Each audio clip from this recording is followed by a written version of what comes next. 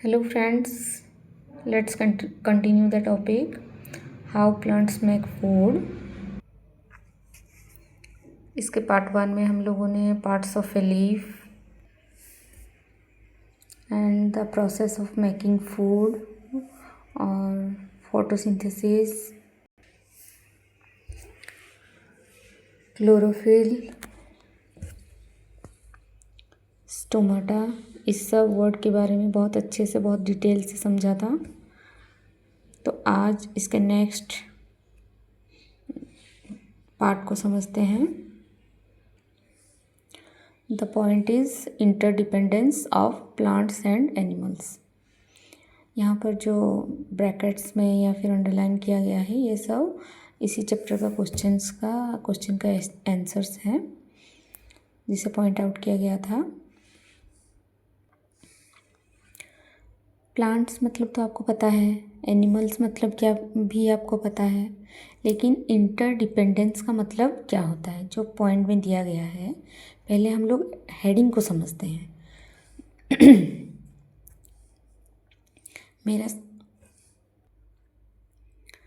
मेरा समझाने का तरीका थोड़ा अलग है। मैं थोड़ा हेडिंग से डिटेल समझा के आगे बढ़ती हूँ ताकि बच्चों को थोड़ा आसानी हो कि जैसे कि वो सारे चीज़ ज़्यादातर बच्चे मतलब बुक का लाइन बाय लाइन पढ़ना पसंद नहीं करते हैं, लेकिन वो समझना चाहते हैं।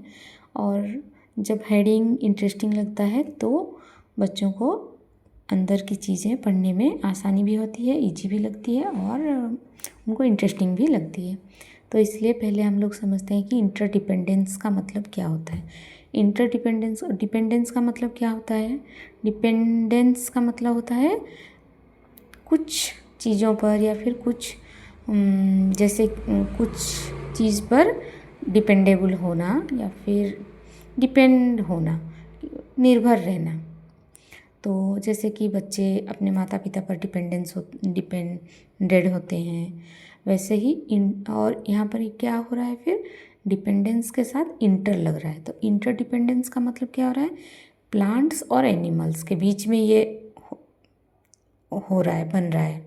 तो प्लांट्स एनिमल्स के ऊपर डिपेंडेंट है और एनिमल्स प्लांट के ऊपर डिपेंडेंट है। क्यों और कैसे? प्लांट जो फूड तैयार करते हैं, एक्सेस जो फूड रहता है वो एनिमल्स यूज़ करते हैं अपने जीने के लिए। और प्लांट्स एनिमल से क्या चाहते हैं या फिर एनिमल कैसे हेल्प करते हैं प्लांट्स को?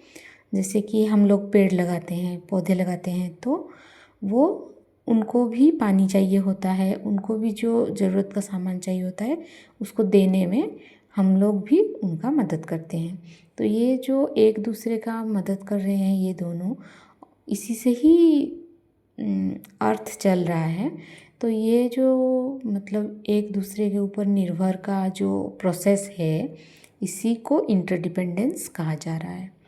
लेट्स सी इसके अंदर में क्या क्या है और कैसे किस किस तरीके से प्लांट्स और एनिमल्स इंटरडिपेंडेंस या डिपेंडेबल हैं एक दूसरे के साथ। चलो, plants and animal depend on each other for their food. पहला क्या बोल रहा है? पहला पॉइंट में क्या बोला जा रहा है कि प्लांट्स और animals depend on each other food, मतलब एक दूसरे के फूड के लिए एक दूसरे के ऊपर निर्भर हैं और डिपेंडेंट हैं। Plants release oxygen when they make food. Plants क्या करते हैं? जब फूड मेकिंग का प्रोसेस उनका चलता रहता है तो उसमें वो लोग क्या रिलीज़ करते हैं? ऑक्सीजन रिलीज करते हैं। This oxygen is used by animals and human beings to breathe. इसका मतलब क्या हो रहा है? जो हम लोग ब्रीद कर रहे हैं, एनिमल्स जो ब्रीदिंग करते हैं, जो सांस लेते हैं, उनमें क्या करते हैं? कार्बन डाइऑक्साइड छोड़ते हैं और ऑक्सीजन अपने अंदर लेते हैं। तो ये उसके बाद वाला पॉइंट देखते हैं। Carbon dioxide released by animals and human beings is used by plants during photosynthesis to make their food. तो क्या कर रहा है यहाँ पर, जो ह्यूमन और एनिमल्स जो अपनी ब्रीदिंग में कार्बन डाइऑक्साइड छोड़ रहे हैं, उस कार्बन डाइऑक्साइड को प्लांट जो फोटोसिंथेसिस का प्रोसेस है उसमें यूज़ कर लेता है।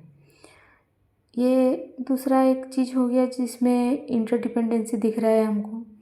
इन a food chain, next point हम लोग देख रहे हैं, in a food chain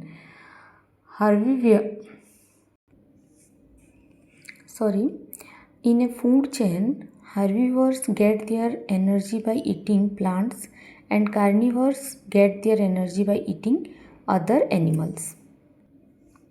Thus animals and plants both depend on each other.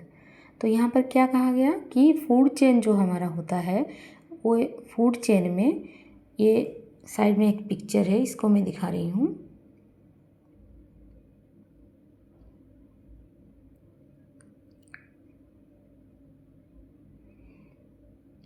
ये जो फूड चेन है, फूड चेन में क्या होता है, herbivores get their energy by eating plants. जो प्लांट्स को खाते हैं उनको हर्बीवोर्स बोला जाता है। तो वो क्या करते हैं, हर्बीवोर्स यहाँ पर क्या करते हैं, प्लांट्स को खा के अपना एनर्जी बनाते हैं। और कार्निवोर्स क्या करते हैं, वही जो हर्बीवोर्स होते हैं उनको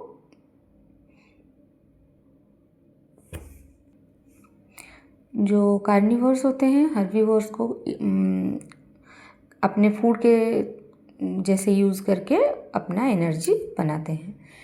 इसी तरह से एनिमल्स और प्लांट्स क्या होता है, both are dependent on each other. This is called balance in nature. तो इसी को ही क्या कहा जा रहा है, बैलेंस इन नेचर। नेचर का बैलेंस सिस्टम है ये। This balance is disturbed if either plants or animals reduce or increase in large numbers। तो यहाँ पर क्या कहा जा रहा है कि ये जो बैलेंस होता है, ये जो बैलेंस इन नेचर का जो एक बैलेंस करने का प्रक्रिया होता है, ये प्रक्रिया में कब बाधा आता है, जब प्लांट्स कोई भी प्लांट और एनिमल्स बहुत ज़्यादा कम जाते हैं, मतलब घट जाते हैं, या फिर बहुत ज़्यादा बढ़ जाते हैं। तो we need to look after both plants and animals to maintain the balance. तो यहाँ पर क्या कहा हमारी क्या करने की ज़रूरत है, तो हम सबको इस बात का ध्यान रखना चाहिए कि कोई भी बोथ, मतलब जो प्लांट्स होते हैं और जो एनिमल्स होते हैं, दोनों का ही ख्याल रखना चाहिए, ताकि कोई भी लुप्त ना हो जाए, किसी का भी मतलब जो किसी का संख्या बहुत ज़्यादा घटे नहीं और किसी का संख्या बहुत ज़्यादा बढ़े नहीं।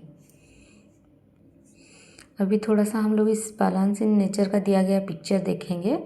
जैसे कि आप लोग देख रहे हो फूड चेन, यहाँ पे दिया गया है फूड चेन, फूड ऑक्सीजन, ठीक है। यहाँ पर क्या है, एक बच्चा है और एक गॉट है जो कि एनिमल को मतलब डिस्क्राइब कर रहे हैं। फिर यहाँ पर क्या दिखा रहा है, कार्बन डाइऑक्साइड।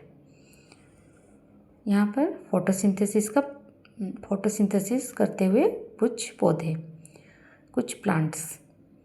तो प्लांट्स क्या करते हैं, जो ये एक सर्कल हो रहा है, इसको एक चक्र कहा जाता है, जो कि फोटोसिंथेसिस में क्या हो रहा है, ये फूड बन रहा है और ऑक्सीजन बन रहा है। और उसी ऑक्सीजन और फूड को कौन ले रहा है, ये जो एनिमल्स होते हैं या फिर ह्यूमन बींग्स होते हैं, ये लोग इस फूड को और ऑक्सीजन को यूज़ कर रहे हैं। और ये लोग क्या कर रहे हैं, ये लोग कार्बन डाइऑक्साइड छोड़ रहे हैं। यही कार्बन डाइऑक्साइड को प्लांट अपने फोटोसिंथेसिस के प्रोसेस में काम में लगा रहा है। तो ये क्या हो गया, ये नेचर का एक बैलेंस सिस्टम है। आई होप कि आप सबको ये चैप्टर बहुत ही अच्छे से समझ में आया होगा। और अगर कोई चीज़ या फिर कोई वर्ड से आपको डिफ़िकल्टीज़ हो रही है तो प्लीज़ कमेंट। चलिए थोड़ा सा कॉन्सेप्ट वर्ड्स देख लेते हैं।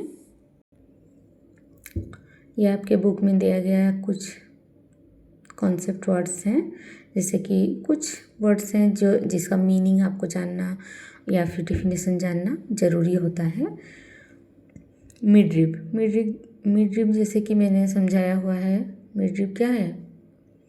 The line that runs through the centre of the leaf, जो लीफ का पत्ते का जो सेंटर में जो लाइन बना हुआ होता है उसको मिडरिब कहा जाता है।